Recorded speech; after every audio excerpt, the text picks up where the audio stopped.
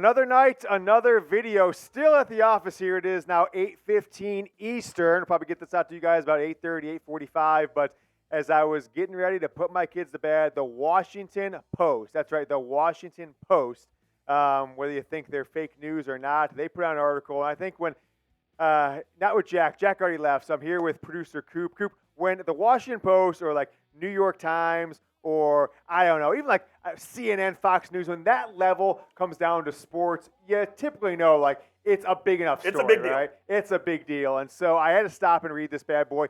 And the more I read it, the worse it got. Believe me, if this stuff is true, as Coop and I were just rapping, doing a sound check here, if what we're about to go through here on this Washington Post story on Michigan football that just dropped in the last 25 minutes or so is true, folks, the Michigan football program is absolutely cooked. We're talking about multi-year probation. We're talking about vacating wins.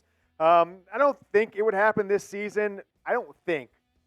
But, geez, you never know at this point because this stuff looks very damning. It doesn't appear that it's a one-man show. I know I've been trying to beat the drum. I've been out there on Twitter. I've been fighting there. I saw Portnoy's been out there with me, some other people. I have been the biggest Michigan advocate. See no evil, hear no evil, trust Jim Harbaugh. But what the hell do I know at this point? So let's jump into it. So I was going to prepare a show for you guys tomorrow morning about this Jim Stapleton, who John U. Bacon, I'm sure you guys know who John U. Bacon is, wrote about a half dozen books on Michigan football. Has always said is like a Michigan football historian, childhood friend of Jim Harbaugh. He outed, Bacon was on radio in Columbus today, 97.1, and said basically if there's leaks coming out of the Michigan side towards the NCAA in any capacity, look at Jim Stapleton. He hates Jim Harbaugh. He's a Michigan grad, lawyer, was part of the Minnesota Vikings ownership group and was at one point, I don't think he was actually an owner, but I think he like represented the lawyers when they bought the team and put the ownership group together, was on their board of directors for a while. And when Jim Harbaugh went to try and get the Vikings job and apparently thought he had it 18 months ago, 20 months ago, February of 2022, Stapleton blackballed him, right?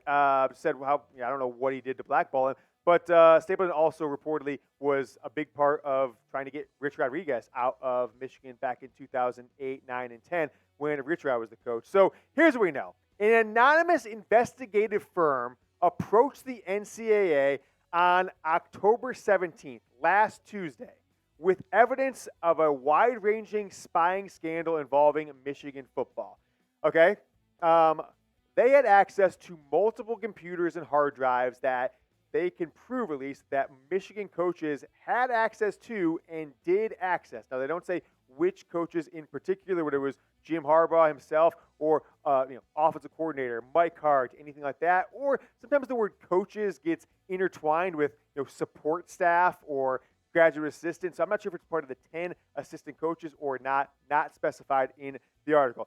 It gets worse. But I want to know first, there's this big question out here. This firm is anonymous. How do they get access to Michigan's computers, the University of Michigan football program computers, and all this stuff? And this is before the news broke last week. This is last Tuesday, before anybody knew about anything like this, before Michigan was notified at all. So they gave us evidence to the NCAA. The NCAA then notifies Michigan and the Big Ten the next day on Wednesday. And then Thursday, I think it was last week, is when all this news started to drop last week on Thursday. So the investigation apparently began this season. Again, we have no idea who sourced the investigation, where it came from, or why it was put up there, and who the hell this firm even is, and why they were given access to University of Michigan football computers. And when they presented it to the NCAA on October 17th, the evidence is so damning, folks, so absolutely damning that if it is true, and I'm going to present it to you here in one moment, if this evidence is true, I just don't know what to say. I mean, if Jim Harbaugh knew about it, we're talking about one of the more diabolical and, systemic cheating scandals in college athletics that's at least been caught. I'm sure there's been worse ones that you haven't been caught, but they're just so dumb if they keep these things on computer. And the level of detail that it reportedly is on these computers, of what games they're going to, who's paying for it, it's just insane. Insane amount of stupidity. I'm going to go through all of it, but since we're doing a second video here tonight on the show, got to pay the bills, got to keep the lights on, got Jeff working overtime tonight, so got to make sure we're doing a little Prize Picks Read. Today's show is presented by Prize Picks, the ultimate daily fantasy sports platform that takes your passion for sports to the next level. I have been playing Prize Picks all football season long. They make it super easy. You can select your favorite athletes in college or the pros and make predictions on their performance for a chance to win big. I've typically been putting down $10 on 3 players. I just choose whether they're going to do more or less on the stats that Prize Picks lays out for me. This week, Monday Night Football, Lions, Raiders, game you might be interested if you're a Michigan football fan. I've got Josh Jacobs less than a half a touchdown. So I've got no touchdowns for Josh Jacobs. Lions going to shut Jacobs down. Jared Goff, Lions quarterback, I'm going more than 252.5 yards and then more for Amon-Ra St. Brown of 79.5 yards right there. I took those 3 guesses, more or less. That's all you got to do. Put down $10. Boom. I win myself a 50 burger. You can go up to 6 players, more or less, and get up to 25 times how much that you risk. You put down, $5? You get $125. Seems pretty easy, and it is super fun. You don't have to play against pros, fantasy sports pros, or do complex fantasy lineups every single week. You launch the app, you make a few picks, more or less. That is it. Prize Picks is the easiest and fastest way to play daily fantasy sports. Get your first deposit match up to $100. So $100 free when you make your first deposit at prizepicks.com/CLNS. That's prizepicks.com/CLNS. Link is down in the comments and in the description. Get your first deposit match using our code CLNS. Prize Picks, the easiest and fastest way to play daily fantasy. Appreciate you guys, even though with this tough news, sitting through that ad read, we got to pay the bills here. So let's jump into it. This is the evidence. This is the damning stuff. This is the crazy stuff. And it's going to get worse and worse. So stick with me, right? Among the pieces of evidence the firm presented, these people said, the people who spoke to Washington Post, was a detailed schedule of planned sign-stealing travel for the rest of the 2023 college football season, listing out opponent schedules, which games that these Michigan scouts would attend, and how much money was budgeted for travel and tickets to scout each team. Jeff, this is like you're cheating on your girlfriend, you're taking nudes of this new girl, and you're keeping them on like your shared Dropbox account with her. It's in your Google Docs. Yeah, it's in your Google Docs, or it's like it's on you guys have a shared desktop computer at home or something like that. You guys live together, and it's like on the desktop, just new pictures. Look, what is wrong with these guys? I mean, if this is Harbaugh, what an idiot. But if Harbaugh didn't know, which is seemingly tougher to believe as time goes on, I really hope that he didn't. If these details are true, which still alleged. The people involved in this are among the dumbest human beings that I've ever come across in any professional setting. We know some dumb people here at Chat Sports, Jeff. I mean, we've come across some dumb things. Everyone tries their best, I'm sure, but this is next level dumb. These people wouldn't last 2 hours working here with the level of stupidity that these Michigan staffers are rolling with. So let's continue. It gets worse. It gets a lot worse. The opponents targeted most on this schedule, right? These documents that were just sitting there on a university computer that anyone can have access to, I guess, if you get this firm, and I don't know, Jim Stapleton or whoever got there. A sign-stealing operation that is expected to spend more than $15,000. Now, that seems cheap. $15,000 for 40 games by 10 opponents. That seems really cheap because these seats are 40-yard line, 50-yard line, 30, 40, 50 rows back. Those are for big games, $1,200, $1,500 seats. So that seems a little cheap on that side of things. But 40 games this season by 10 opponents, and that's according to this evidence. We continue. The outside firm also presented NCAA officials, and this is where it gets really bad, photographs of the people the investigators believe to be Michigan scouts in action.